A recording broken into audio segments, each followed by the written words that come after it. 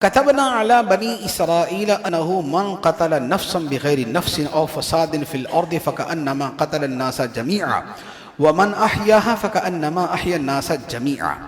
فرمایا بنی اسرائیل پر ہم نے یہ لکھ دیا. بنی اسرائیل یعنی یہودی عیسائی، ان کی کتابوں میں خدا نے لکھ دیا کہ جس نے کسی ایک جان کو قتل کیا وہ ایسے ہے جیسے روئے زمین کے سارے انسانوں کو قتل کیا. یہ آج بھی لکھا ہوا، یہ آج بھی بائبل کے اندر موجود ہے. عہد نامہ قدیم جو تورات ہے، عہد نامہ جدید جو ہے یہ انجیل ہے، تو فرمایا کہ ہم نے اس میں لکھ دیا جس نے ایک جان کو قتل کیا ایسا ہے جیسے اس نے تمام انسانوں کو قتل کر دیا، اور جس نے ایک جان کو بچایا وہ ایسے ہے جیسے اس نے تمام انسانوں کو بچایا. یہ تعلیم ہمیں دی گئی، ہم تو اس پہ جمے ہوئے. مسلمانوں نے کبھی ایسا نہیں کیا کہ کسی جگہ کو اسلام کے نام پہ فتح کیا ہو اور پھر اس کے بعد وہاں پر ایسا ظلم کیا. ایک ہے کہ تیمور بادشاہ تھا، نادر شاہ تھا، وہ اپنی ذاتی ان کی وہ تھی، کھر دماغی تھی کہ انہوں نے وہاں کے مسلمانوں کو قتل کیا. لیکن جنہوں نے دین کے نام پر جہاد کیا انہوں نے کبھی ایسا نہیں کیا.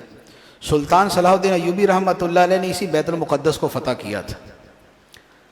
عیسائی ڈرے ہوئے تھے پتہ نہیں ہمارے ساتھ کیا ہوگا، لیکن سلطان نے فرمایا سب کو معاف کیا.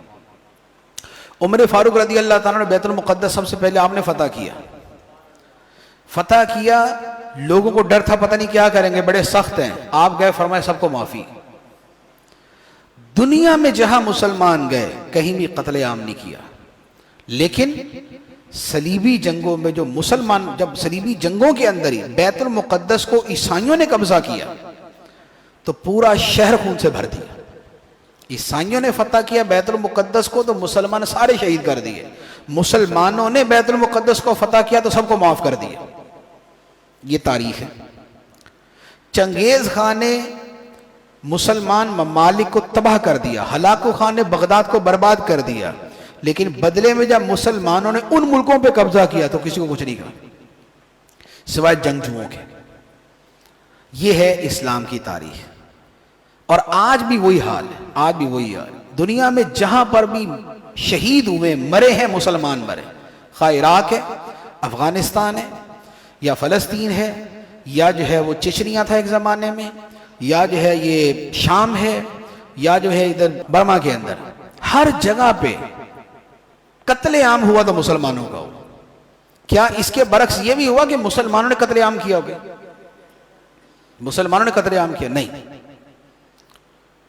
لیکن انسانیت کے نام لیوا کون ہے؟ انسانیت کے ٹھیکیدار کون ہے؟ انسانیت کے علم بردار کون ہے؟ ہیومنزم، انسانیت نوازی، پیار، محبت، جمہوریت، امن، سکون، یہ سب کون کرتا ہے؟ سب منافق کرتے ہیں، سب منافق کرتے ہیں. 10 لاکھ بندے مار کے بھی تم کہتے ہو امن، 10 لاکھ بچے یتیم کر کے پھر بھی تم کہتے ہو کہ پیار، محبت اور جمہوریت اور ڈیموکریسی اور تعلیم اور ایجوکیشن اور انسانیت. اگر یہ انسانیت ہے تو لعنت ایسی انسانیت کے اوپر. اگر یہ انسانیت ہے پھر لعنت.